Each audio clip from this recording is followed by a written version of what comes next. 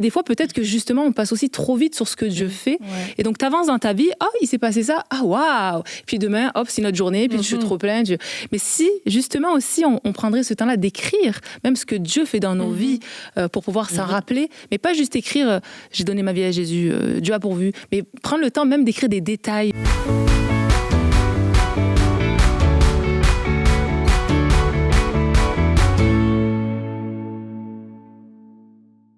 Bonjour à tous, alors bienvenue aujourd'hui pour notre dernier podcast de la semaine, je dis bien de la semaine, parce que nous serons de retour la semaine prochaine, donc dans À table avec Annabelle. Et puis écoutez, on a parlé des pensées et ça fait du bien je trouve de parler de ce sujet-là et de se focaliser sur les pensées, parce qu'on a l'occasion d'en parler quand on parle de plein de thèmes, mais là de s'arrêter pour peut-être remettre un petit peu, refaire un peu de ménage dans nos pensées, se rappeler ces bons enseignements, se rappeler ce que la parole de Dieu nous dit concernant les pensées, je pense que ça nous fait à tous du bien. En tout cas, nous, ça nous a fait du bien ici, autour de ce plateau. Toi, ça t'a fait du bien, Aurélie? Énormément. Ouais, oui. Moi aussi, ça m'a fait du bien. Vous Oui. C'est toujours du bien. Ça fait du bien. Et comme je voulais commencer aujourd'hui en nous reparlant de la campagne, parce que vous le savez, maintenant, ça fait quelques semaines qu'on est dans cette campagne des 20 000 partenaires mensuels. Et ça peut sembler beaucoup, 20 000 partenaires mensuels en plus. Et c'est vrai que c'est beaucoup, de notre point de vue à nous, c'est beaucoup quand on a réfléchi en fait à la campagne, 20 000, on s'est dit... 20 000, c'est énorme. Est-ce que c'est vraiment la bonne chose? Mais écoutez, on croit dans un Dieu extrêmement généreux. Yes. On croit dans un Dieu extraordinaire. Et puis, on ne veut pas se limiter aussi par nos pensées. Et puis, penser à la place des gens. Parce qu'à la fois, on se dit, les gens ne voudront pas donner, les gens ne voudront pas participer, etc. Mais en fait, quand on lit même la parole, on voit qu'il y a eu des offrandes volontaires plusieurs fois dans l'histoire du peuple de Dieu. Et les gens se sont mobilisés à tel point que même on a dit c'est bon en fait, on a assez, donc tant mieux si on peut le vivre. Arrêtez, c'est bon, nous sommes 20 000, mais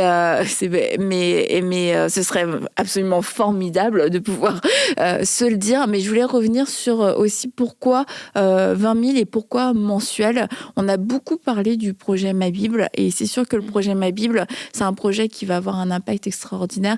Michael le dit, et puis c'est comme la première fois que je l'ai entendu le dire, je me suis dit c'est vrai, c'est la vérité. Il a dit, je ne sais pas à quel point ce projet va avoir de l'impact. Et quand il l'a dit, je me suis dit, c'est sûr qu'on ne mesure pas aujourd'hui ce que ça va créer, on ne mesure pas ce que ça va provoquer. Et c'est pour ça que c'était aussi important que Dieu a parlé à Michael, il lui a rappelé ce projet, alors que, il y avait déjà pas mal de choses, comme on le sait. Mais je voulais aussi parler par rapport aux autres charges mensuelles, parce que c'est aussi ça, par rapport aux 20 000 partenaires mensuels, c'est de pouvoir assumer nos charges mensuelles. Et puis, EMCI, c'est un vrai organisme avec des vraies personnes qui travaillent. Dans un vrai bâtiment, avec du vrai matériel. C'est ça. Puis la dernière campagne nous avait permis de terminer le centre et d'aménager le centre. Et c'était pas, on l'avait déjà dit, c'était pas juste une petite chaise, un petit bureau ici et là. On est plus de 50 employés aujourd'hui. Donc, on veut aussi accueillir ces 50 employés de la bonne façon. Mais quand on dit équiper le centre, c'était aussi 2 studios. Donc, des studios, franchement, je vous le dis, un canapé, ça coûte moins cher qu'une caméra de nos jours. Une caméra, ça te prend un bon budget. Et puis, de bonnes caméras aussi. C'est ça. On a fait le choix de s'équiper d'équipements à la fine pointe. Il faut pour être compétitif aussi, pour avoir une bonne qualité. Et être excellent, et c'est pas dans un esprit de compétition, mais c'est pour rendre justice aussi au message qu'on transmet, et de le faire de la bonne façon. Et quand on voit qu'il y a des entreprises aujourd'hui ou des personnes dans le séculier qui viennent pour voir ce qu'on a pris comme équipement, comment on s'en sert, tu deviens une référence aussi à travers ton message, une référence à travers la façon dont tu transmets ton message. Et puis puis, je crois que les gens qui viennent voir les studios et qui travaillent dans le monde séculier et qui nous disent, nous, on n'a pas vu ça, on n'a jamais vu ça, ouais, c'est extraordinaire. Mais de savoir, mais vous êtes quoi? Vous faites quoi, en fait, vous êtes une chaîne de télévision chrétienne et vous avez ça et vous faites ça. Oui, parce que pour Dieu, on a choisi on a choisi Dieu. Et même plusieurs personnes qui ont travaillé dans le bâtiment ici ont eu l'occasion d'être en contact comme ça avec la parole de Dieu. Donc c'est quelque chose qui est vraiment fort, tu vois. Donc, il y a ces coups dont tu parles, mais aussi tout ce que génère ma Bible. Il y a des personnes à employer pour ça. Et même quand ma Bible va sortir, ça doit continuer à tourner. C'est ça, ma Bible doit continuer d'être alimentée. Il y a vraiment beaucoup de coups derrière. On ne s'imagine pas ce que ça coûte que de faire toute cette œuvre-là. Mais on fait confiance à Dieu. Dieu est fidèle. Et Dieu a toujours su, quand on voit l'histoire de EMCI, parler à des cœurs, tu vois, pour toucher, susciter cet intérêt, ce partenariat. Parce qu'on parle des partenaires. Et je crois qu'il est encore en train de le faire. Tu vois, là, nous, on dit nos choses avec nos simples mots, mais on n'imagine pas déjà le nombre de personnes qui sont déjà partenaires. On dit merci à Dieu pour toutes ces personnes qui ont eu à cœur de semer dans cette œuvre. Et aussi, vous qui nous écoutez aujourd'hui, peut-être que Dieu met encore ce désir dans votre cœur, il met encore cette volonté, en tout cas, de dire, en fait, moi, je veux participer, j'entends tout ce qui se dit, tout ce qui se fait. C'est une façon de contribuer à l'avancement du royaume de Dieu. Moi aussi, je veux le faire. Si vous aussi, vous voulez le faire, c'est sur emcitv.com/20 000. Ouais, juste pour ajouter vite fait, c'est vrai que au début tu dis 20 000 personnes, ça paraît beaucoup, mais justement ça donne aussi l'opportunité à beaucoup de gens de participer et de contribuer, comme tu dis, à l'avancement du royaume de Dieu. C'est pas juste semer pour semer, là c'est j'ai une part moi aussi, peut-être que de chez moi, je sais pas trop quoi faire, mais j'ai la possibilité de faire avancer le royaume de Dieu. Et ça déjà c'est énorme de faire partie de tout ça et de te dire aussi, c'est aussi l'opportunité de mettre ta foi en action. Dire Seigneur, moi je veux semer dans ton royaume et je sais que tu me laisseras pas, je sais que tu vas pourvoir, parce que moi, si j'investis dans ton royaume, pourquoi toi, tu me laisserais tomber, pourquoi tu pourrais pas pour mes besoins? Et moi, je trouve ça super encourageant et je me dis, franchement, ça donne envie de semer, de faire partie de ça. Oui, ça donne un sentiment d'appartenance. Aussi, un MCI, c'est une famille. Exactement ça, et de participer à tout ce qui se passe. Tu sais, on peut être impliqué derrière un micro, on peut impliquer financièrement partout. C'est ça le corps de Christ, la beauté. On peut participer de toutes sortes de façons. Et de participer de façon mensuelle, moi, franchement, je comprends que c'est un engagement qui peut coûter parce que tu te dis, mais c'est mensuel, ça veut dire tous les mois. Et franchement, chaque partenaire a une histoire différente. Dieu lui a parlé d'une façon différente, à un contexte différent. Et on le sait parce qu'on lit les témoignages que certains partenaires, vous donnez pas du superflu, c'est pas je les vois pas se passer, c'est tous les mois je sais que ça part et c'est un don de foi en fait, tous les mois de pouvoir le faire et déjà de le dire qu'à notre niveau on ne méprise pas ça, on ne sous-estime pas ça et on prend pas ça pour acquis mais je crois aussi que tous les mois c'est l'occasion, lorsqu'on donne mensuellement, c'est de soi-même se rappeler notre engagement mais aussi de se rappeler qu'est-ce que Dieu m'a dit et de pas que quand on donne, quand on est partenaire mensuel, de se rappeler aussi peut-être la promesse qui était rattachée à ça et de dire Seigneur, c'est toi qui m'as demandé de donner, c'est toi qui m'as mis à cœur de devenir partenaire mensuel et ce mois-ci je m'attends à toi pour tous les domaines de ma vie, je m'attends à ce que tu puisses intervenir parce que tu n'es pas un Dieu pour mentir et c'est comme finalement tous les mois un rappel entre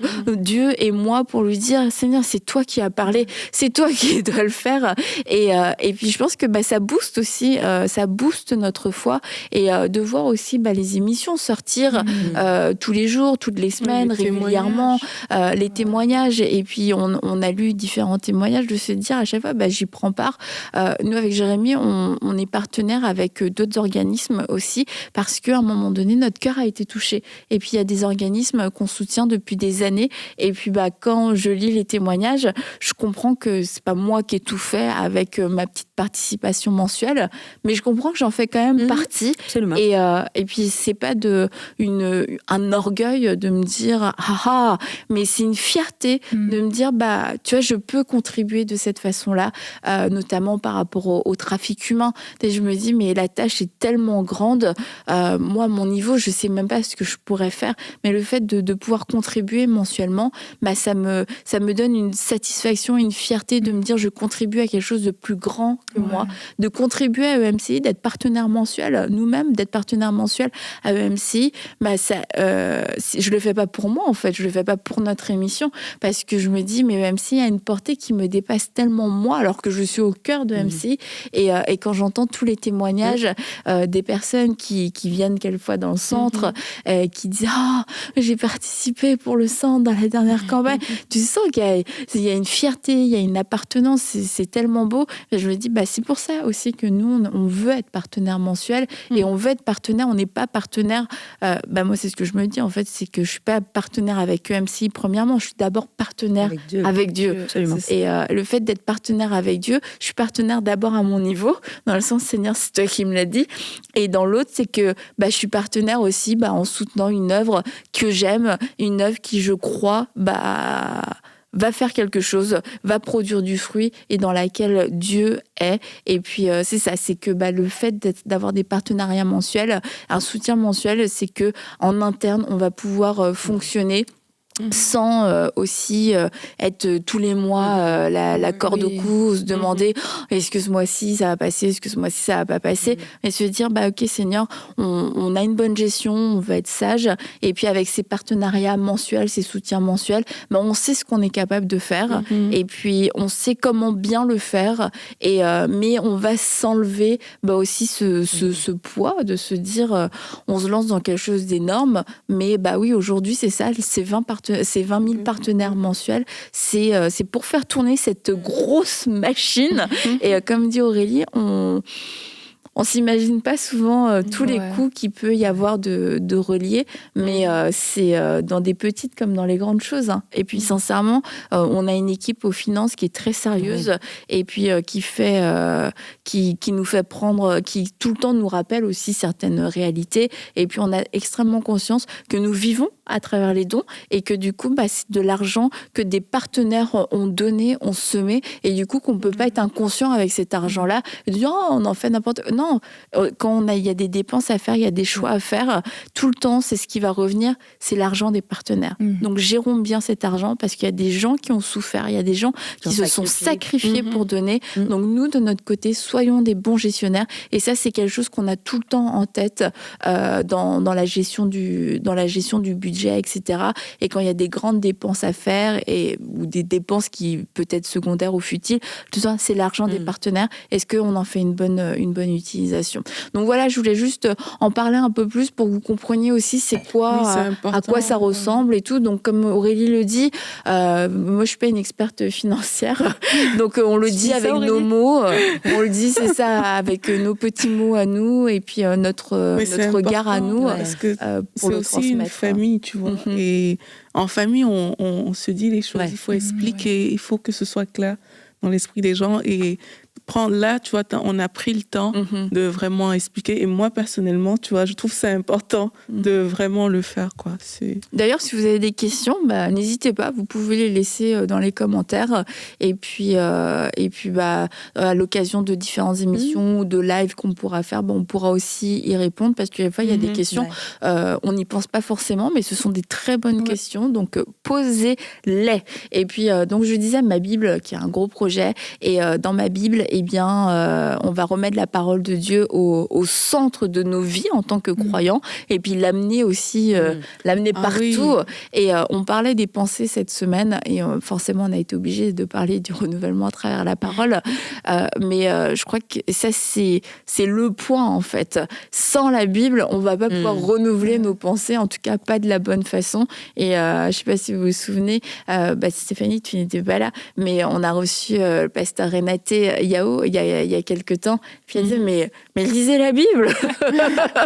Ça a cri du cœur. Et c'est vrai que si on veut attaquer nos pensées et remporter cette victoire dans le champ de bataille de la pensée, mais qu'on ne prend pas du temps dans la parole, qu'on ne sait pas ce que la parole de Dieu dit, en fait, on va pas ça. Et quand la Bible nous dit tu vas réussir dans toutes tes entreprises, avoir du succès dans tout ce que tu entreprendras, on a tendance à penser à tous nos grands projets, mais est-ce qu'on pense à ce succès et à cette réussite dans nos pensées? Et parler de ma Bible, c'est que ça me revient encore avec ma Bible.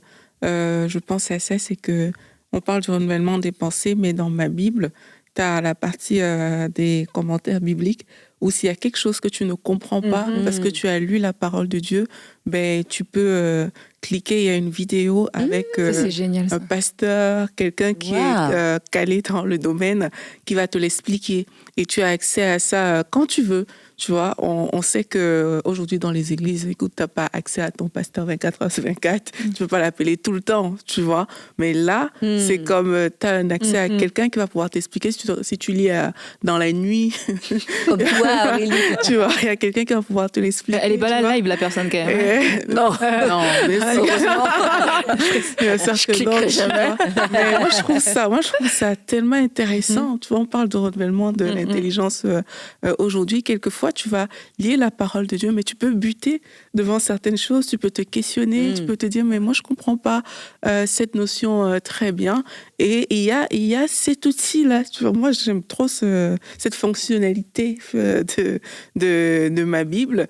Et c'est trop important, du coup, aussi quand on veut renouveler son intelligence, si je reviens à ce que tu disais, Annabelle, de être confronté à la parole. Et si tu ne comprends pas, chercher quelqu'un pour te l'expliquer, tu vois. Moi, j'ai vu parfois beaucoup de personnes détourner des versets bibliques pour arranger ça comme ça cadre bien avec ma pensée. Donc, je vais l'arranger de cette manière. C'est bien de confronter. On parle souvent de toute vérité établie par 2 ou 3 témoins. Tu vois, c'est bien de confronter, voir est-ce qu'il y a d'autres versets de la parole qui vont dans ce sens-là ou pas, ou est-ce que c'est vraiment moi qui me fais un film dans ma tête pour que la parole colle à ma situation et non le contraire, tu vois. Donc moi, je pense que c'est important aussi quand on parle de ça, d'être bien entouré, d'avoir, c'est ça, des bons outils. Oui, parce que quand on parlait justement de réclamer ou de refuser, mais qu'est-ce que tu réclames? C'est les promesses de Dieu. Donc, c'est dans la parole. Il faut que tu ailles les chercher. Quand tu refuses tes pensées, tu les remplaces parce que la parole de Dieu dit. Et moi, j'ai tous des versets clés, là, où j'ai mes préférés, où en fait, quand ça vient me marteler, ils ressortent. Donc, je les dis, je les apprends. Et moi, j'encourage les gens à apprendre certains versets par cœur parce que, pas de façon rigide, là, à la petite école, je te donne, si tu ne l'apprends pas. Mais quand les pensées viennent, c'est la parole de Dieu qui ressort. Et ça, c'est qu'on l'apprend, qu'on la lit, tu vois. Avec les outils, c'est encore plus facile. Quand il y a tellement d'outils attrayants aujourd'hui que... Et de l'apprendre par cœur, c'est parce que c'est aussi une sécurité, c'est que dans n'importe quelle situation, il y a un verset qui va revenir dans mon cœur et je vais pouvoir me battre avec, je vais pouvoir m'appuyer dessus. Et tu sais, c'est comme quelquefois, tu utilises ton GPS pour tout et n'importe quoi. Mais à un moment donné, dans les trajets que tu fais tous les jours, c'est mieux que tu apprennes toi-même la route. Et quelquefois, on est dépendant de la parole, c'est très bien.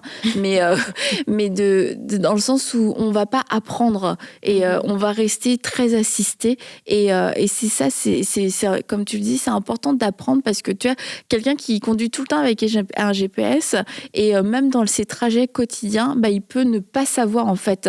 Il n'a aucun repère sur la route, c'est juste il écoute, il se fie. Et le jour où tu n'as pas ce GPS-là, et quelquefois, ce GPS, ça peut être dans notre vie spirituelle, ça peut être un pasteur, ça peut être une personne, un frère ou une sœur qui te rappelle la parole, qui prie pour toi, qui te dit ce que la parole dit, mais toi-même, tu vas jamais dans la parole pour toi-même. Tu prends pas le temps d'apprendre la parole, pas pour emmagasiner de la connaissance, mais pour la vivre toi-même, pour la vivre, et que si tu étais tout seul sur la terre, en fait, tu pourrais t'en sortir, entre guillemets. Et je pense que ça, c'est vraiment important de faire aussi, d'avoir avoir notre expérience personnelle avec la parole sans un intermédiaire. Et je reviens à la Bible n'est pas un intermédiaire parce que la Bible va nous donner la parole pour que justement on puisse grandir nous-mêmes dans la parole et puis aller plus loin avec différents outils. Mais ça, c'est vraiment important qu'on se prenne en main dans notre croissance spirituelle avec la parole de Dieu. Non, mais j'allais juste rajouter un tout petit truc. Et avec vraiment ce désir de comprendre aussi. Moi, je vois, j'ai grandi dans l'église, mais il y a des choses que j'entendais. Est-ce que j'avais vraiment compris ce que la parole disait, en fait? Et le fait de revenir par toi-même avec ce désir de dire, mais Seigneur, je lis ta parole, mais je veux la comprendre, je veux la connaître, c'est sûr qu'il va se passer des choses. Et des fois, tu relis des trucs que tu as entendus, tu fais, ok, je comprends mieux et tout, machin, puis tu fais le lien, puis machin. Et en fait, tu réalises à quel point c'est passionnant déjà, parce que des fois, quand tu écoutes quelqu'un parler, c'est pas toujours passionnant, parce que bon, bref, voilà, parce que tu n'écoutes pas forcément non plus, ou pour diverses raisons. Mais le fait que tu ailles dans la parole avec ce désir, tu réalises, waouh, ça t'apprend des choses, ça te met des convictions, tu as des révélations du Seigneur, mais des révélations que Dieu veut te donner à toi. Donc, c'est vraiment important d'y aller avec ce désir-là. Oui. Puis tu parlais d'emmagasiner. Je ne sais pas, vous, si vous êtes comme moi, mais il y a des fois, là, il va venir dans ma tête des vieilles chansons que je... Tu sais, des fois, il reste dans notre esprit. Wow. Vous n'avez pas des vieilles... Aurélie, mais pourquoi mon cerveau a retenu cette vieille chanson-là qui dit absolument rien? Mais ça serait merveilleux si notre cerveau, qui est capable d'emmagasiner, il y aurait tous ces versets-là, au lieu d'entendre une vieille chanson d'époque qui nuit à mon esprit. Et quand ça arrive, c'est une parole de Dieu qui vient sur ton cœur. Hein. Tu disais une petite parenthèse, moi, dis-moi, encourage-moi, je suis la seule à entendre. Tu sais, quand j'allais pas bien, c'est fou là, dans ma saison dure, j'avais des cantiques qui me revenaient, mais pour ma pensée où j'allais pas bien, j'avais comme un cantique où je chantais un vieux chant. Donc, c'était vraiment des vieux chants qui me revenaient, que j'avais appris, mais qui venaient m'encourager dans ma foi. Non, mais c'est fou ce que Dieu peut faire des fois. Bon, bref, la foi vient du contentement. La foi vient du contentement. Est-ce qu'on entend bien la parole de Dieu? Elle parlait des vieux chants, des vieux hits. Non, pas les vieux hits disco. Je parle des vieux chants chrétiens, moi. Attendez. Elle parle des vieux hits disco que t'entends au rayon lessive et d'un seul coup, tu connais toutes les paroles. Moi qui n'ai pas très musicienne, zéro musique en moi, tu vois, je me dis, mais mon cerveau, il enregistre pourquoi pas changer des choses intéressantes? Par rapport à ça aussi, par rapport à ce que Annabelle aussi, tu disais. Oh, Annabelle, je m'imagine dans la salle. Elle est déjà en train de danser, c'est parti. C'est que le fait de méditer la parole pour soi-même, ça ne veut pas dire que tu n'as pas besoin des autres. Dans le sens qu'on peut entendre ça et dire, OK, mais je vais ouvrir ma Bible, je vais lire, puis Dieu va me parler, puis je vais comprendre, etc. Mais dans le processus, c'est que oui, tu dois lire la Bible, pas attendre que quelqu'un le fasse, mais sur la base de ce que tu as lu, tu auras certainement des questions. Et c'est ça, c'est intéresser, c'est ça, méditer, c'est ça, quand tu veux vraiment qu'il y ait un changement dans ta vie par rapport à ça. Donc sur cette base, tu auras des questions. Tu vas ouvrir peut-être Matthieu 5, je ne sais pas, tu lis des béatitudes, mais si tu ne comprends pas ce que signifie être pauvre en esprit, c'est une question qui va surgir. Et là, tu vois, le Seigneur peut te conduire vers des personnes maintenant qui vont t'expliquer ces choses-là que tu vas prendre pour toi. Et en fait, la base, ça vient de ce que tu as ouvert ta Bible pour lire, pour étudier, pour méditer. Et ça t'a orienté, je sais pas, ça peut t'orienter vers une prédication, vers une personne pour t'expliquer vers différentes choses. Mais ça a commencé avec toi, la parole et Dieu. Et trop souvent, ça commence par un autre sens. C'est pas mauvais forcément. C'est pas mauvais forcément que, je sais pas, ton pasteur, il te prêche la parole, mais c'est toujours le désir. Voici ce que j'ai entendu. Est-ce que ça crée vraiment une transformation à l'intérieur de moi, dans mon cœur? Est-ce que c'est venu me chercher? Est-ce qu'il y a quelque chose qui m'a touché à titre personnel? Est-ce que je peux approfondir sur le sujet par moi-même? Et à ce verset que j'ai entendu aujourd'hui, est-ce que si je le regarde, est-ce qu'il va m'en dire plus? Qu'est-ce que ça a changé au final dans ma propre vie? Je crois que c'est ça qui fait la différence. C'est ça qui produit des vraies transformations, tu vois, parce que le but, c'est d'être transformé. Oui. De toute manière, c'est l'idée de Dieu qui a établi les ministères. Donc, c'est certain que c'est une bonne chose, Aurélie, merci de le préciser, que d'écouter des enseignements. Mais ça va être le mélange ensemble, les deux combinés. Et puis, des enseignements vont aussi nous augmenter normalement notre soif pour qu'on puisse aller nous-mêmes vers la parole de Dieu et se dire, OK, mais il a dit ça, mais ça m'a fait penser à autre chose. Et puis, du coup, tu vas chercher. Et je veux vous lire un passage encore de Joyce Meyer dans Le champ de bataille de la pensée. C'est, j'ai pas la page, navrée, l'idée fondamentale est que si nous désirons pratiquer ce que nous dit la parole de Dieu, nous devons passer du temps à y penser. Nous devons passer du temps à penser à la parole de Dieu. Et ça, je crois que c'est aussi quelque chose qu'on peut négliger quelquefois parce qu'on va avoir notre temps de méditation, on va lire la parole de Dieu et puis, pop, tu fermes ta Bible et c'est terminé. Et tu passes à autre chose. Et tu vois, quelquefois, je me suis dit, mais Annabelle, sur quoi tu as médité? Du coup, je sais même pas si c'est méditer, tu vois. C'est qu'est-ce que tu as lu, tu vois. Et puis, c'est quand même... J'ai aucune idée de ce que j'ai lu. J'ai aucune idée. J'ai dit, comment tu veux que cette parole, bon, même si tu vois, tu l'as lue, elle fait quand même du bien, mais comment est-ce que tu veux que cette parole te fasse pleinement du bien? Ouais, je sais.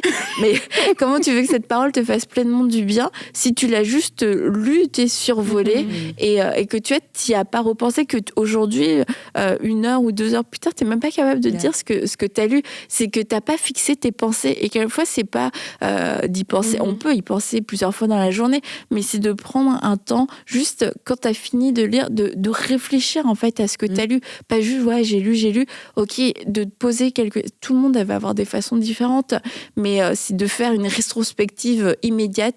Qu'est-ce que j'ai lu ?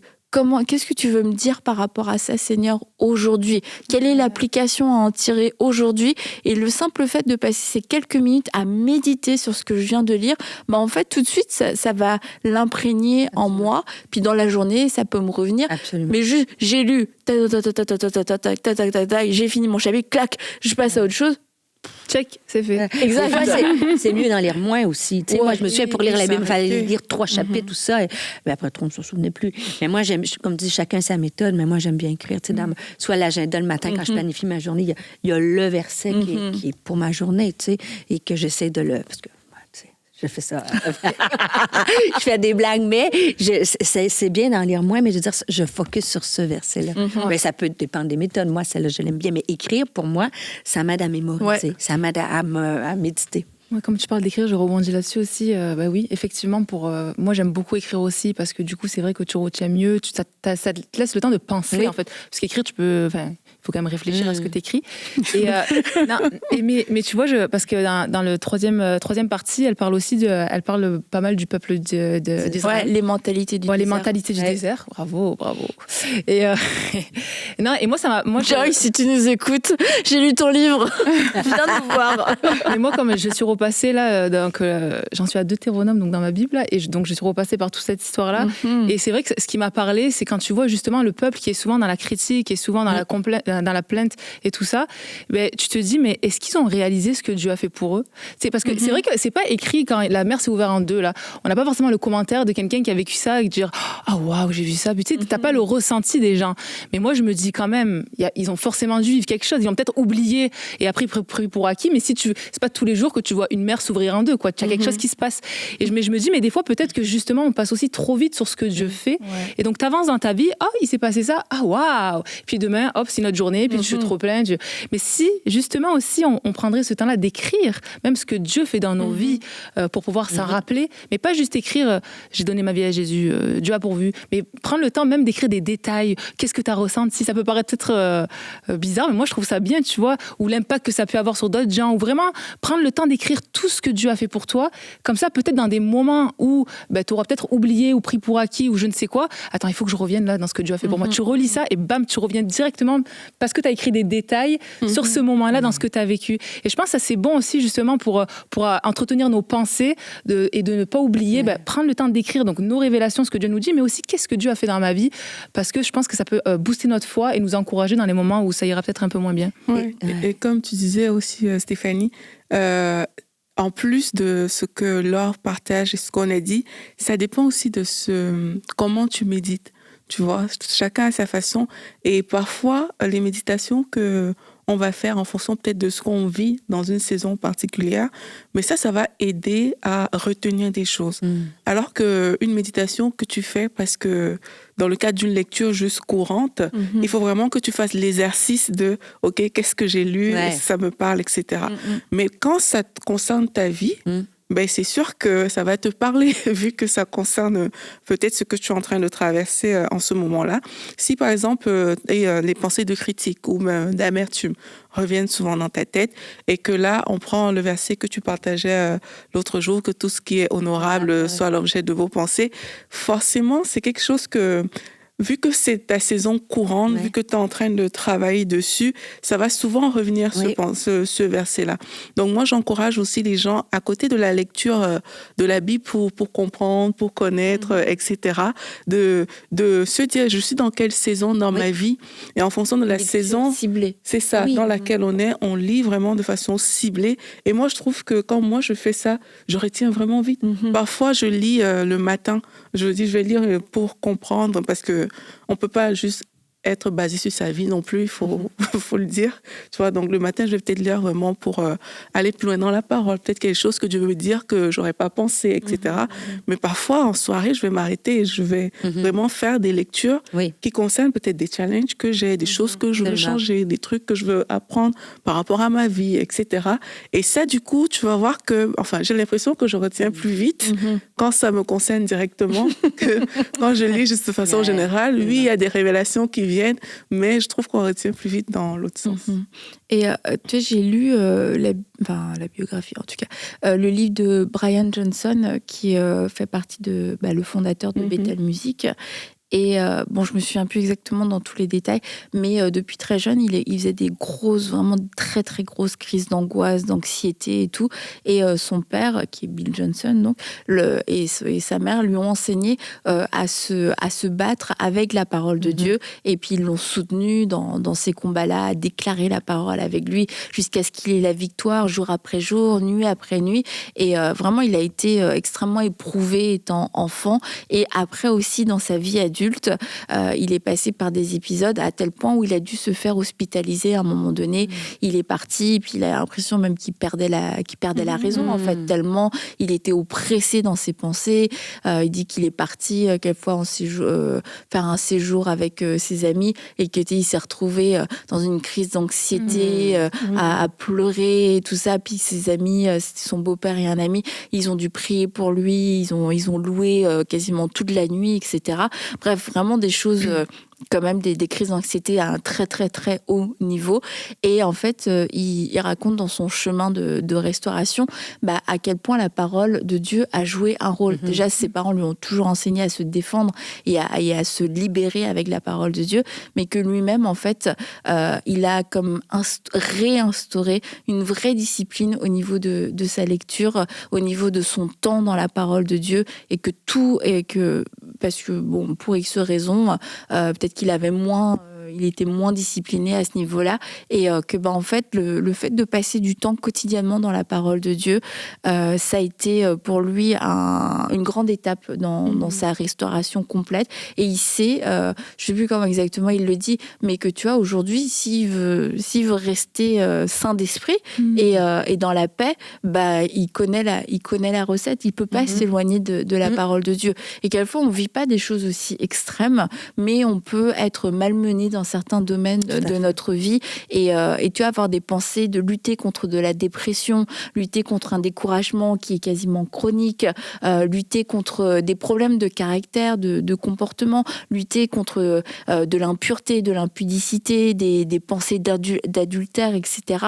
Et puis on va se tourner vers tout un tas d'autres choses. Et quand on dit que c'est important, soyez transformés par le renouvellement de l'intelligence, je vais être transformé par le renouvellement, c'est en prenant du temps dans la parole de Dieu pour remplacer ce qui est venu. Là, peut-être où j'ai laissé une porte d'entrée, mais la parole de Dieu va venir chasser les mauvaises pensées, des pensées qui sont contraires à la parole de Dieu, et va venir me remplir. Et alors que je vais être remplie, je vais être transformée dans mon intelligence, ça veut dire même dans mon raisonnement. C'est que quelque chose que je voulais faire avant, vers lesquels j'étais tentée d'aller, peut-être j'étais tentée d'aller vers des pensées de suicide, parce que je vois pas comment je vais réussir à pouvoir avancer avancer dans la vie, je manquerai à personne. Mais d'un seul coup, en fait, je commence à remplacer ces pensées-là par la parole de Dieu et tous mes raisonnements vont s'effondrer et vont tomber, tous ces mensonges. Puis je vais réaliser la valeur de ma vie, la valeur du plan de Dieu, ce que Dieu veut faire dans ma vie. Et puis finalement, tu te rends compte, qu'est-ce qui m'a sauvé à ce moment-là, en dehors du salut, mais qu'est-ce qui m'a sauvé de ces pensées de suicide? C'est l'œuvre de la parole de Dieu en moi qui a renouvelé mes pensées et qui a changé mon comportement et qui fait que on peut être totalement libre. Puis aussi, moi j'ai des classiques aussi, dans ce sens, comme tu dis un peu Aurélie, on lit la parole de Dieu pour apprendre, tout se découvrir Dieu encore plus. Mais moi, il y a des passages clés que je sais que quand je vis ou je suis dans cet état d'esprit-là, je vais relire ça. Tu sais, il y a des Isaïe 41, 40. Ça, je peux relire ça quand j'ai besoin ou mon Josaphat, tu sais, je ne sais quoi faire, mais mes yeux sont sur toi. C'est mes classiques, ça. Mais tu sais, quand je suis dans la vallée, quand je suis dans la vallée de l'Onde, j'ai mes classiques, je manquerai de rien.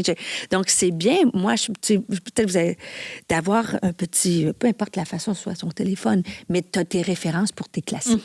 Donc, tu sais que des fois, tu sais pas regarder, tu ouvres la Bible comme ça, puis en fait, c'est peut-être pas ça que tu as besoin, mais quand tu sais où aller dans des endroits précis, ça fait du bien tu sais, dans un coffre à outils, là, puis moi, j'ai mes outils ou j'ai mes armes pour lutter. Donc, je note mes classiques et je sais où aller quand j'ai besoin. Ça, c'est important. Et même par rapport à ce que Annabelle partageait tantôt, c'est que c'est un exercice, comme tu disais, comme de fixer sur la parole de Dieu pour transformer ses pensées, mais en même temps, c'est pas un exercice dans le sens que ça se fait naturellement. Oui. Moi, j'ai souvent moi-même expérimenté. Avant, je pensais que pour régler, je sais pas, un problème genre la colère, la critique, c'est que je ne veux plus me mettre en colère. Je veux plus critiquer, je veux plus faire ceci. En fait, tu zoomes tellement sur le problème que c'est ça le problème. Et il part pas parce que tu as zoomé dessus. Mais en fait, tu arrêtes de penser à tout ça et tu commences juste à lire la Bible. Puis là, tu vois qu'en fait, naturellement, je ne critique plus. Je ne suis plus en colère. Sans avoir zoomé sur le problème en lui-même. Ouais, elle est créatrice, la parole. Dieu créa au commencement avec la parole. Sur ça quoi crée de nouveau. Tes yeux sont où? Moi, je crois que c'est la question qu'il faut se poser. Est-ce que tes yeux sont sur tous les changements que tu dois opérer dans ta vie, et dans ce cas, vraiment, c'est trop dur. Ou alors, est-ce que tes yeux sont vraiment sur Dieu et sur la parole, du coup? Et quand tu vas la lire, tu vas voir que, oui, c'est un exercice dans le sens qu'il faut prendre le temps de la lire pour être transformé, mais tu vas voir aussi que les choses vont se faire plus simplement que ce qu'on pense parfois.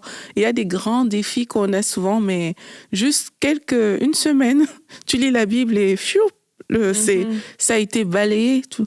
Donc, c'est important de fixer nos regards, pas sur les problèmes en eux-mêmes, mais vraiment sur la parole.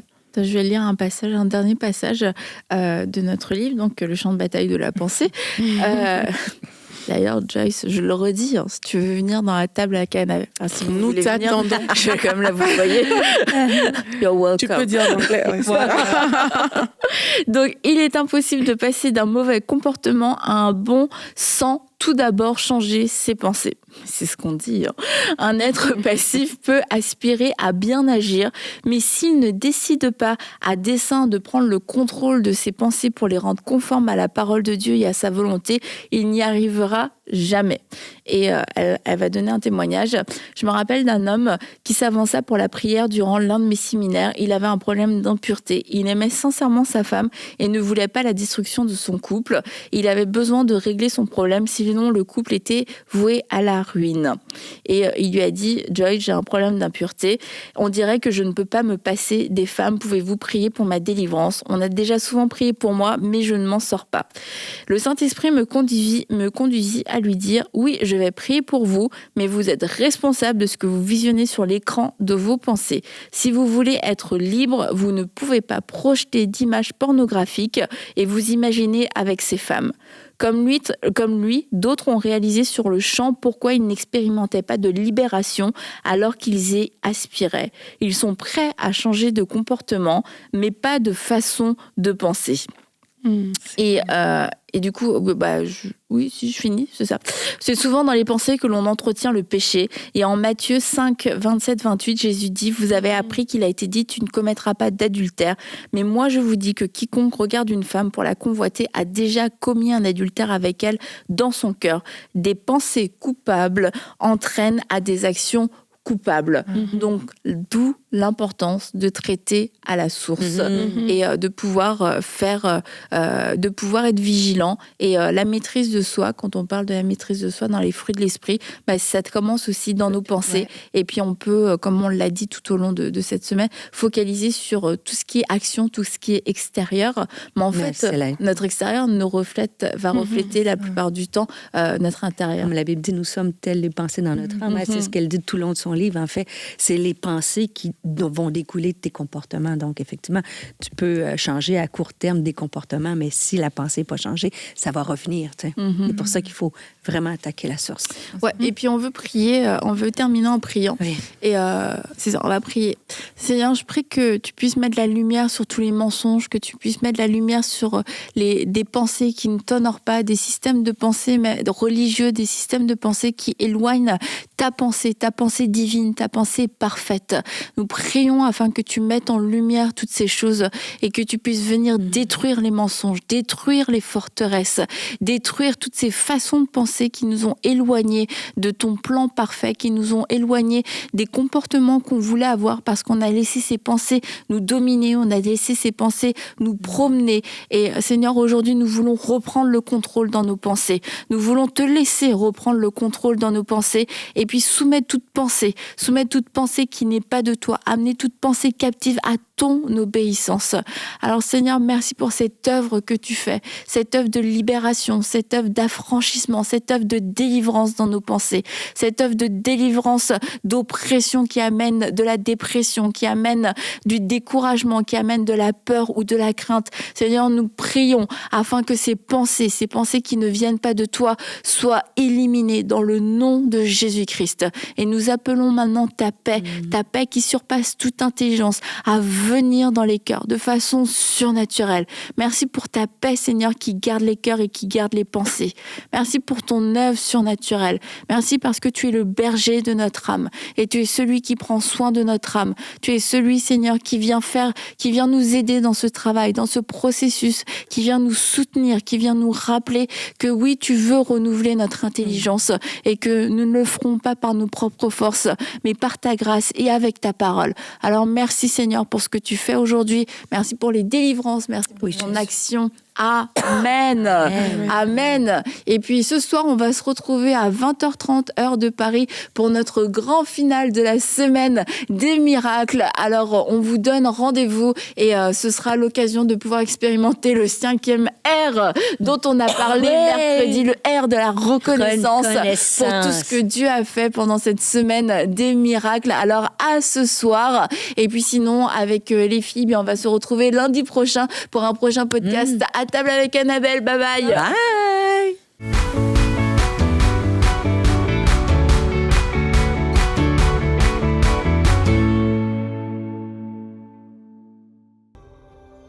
Dès maintenant, faites partie des 20 000 partenaires mensuels qui porteront la vision d'EMCI et qui l'amèneront encore plus loin. Pour faire votre don, rendez-vous sur emcitv.com/20 000.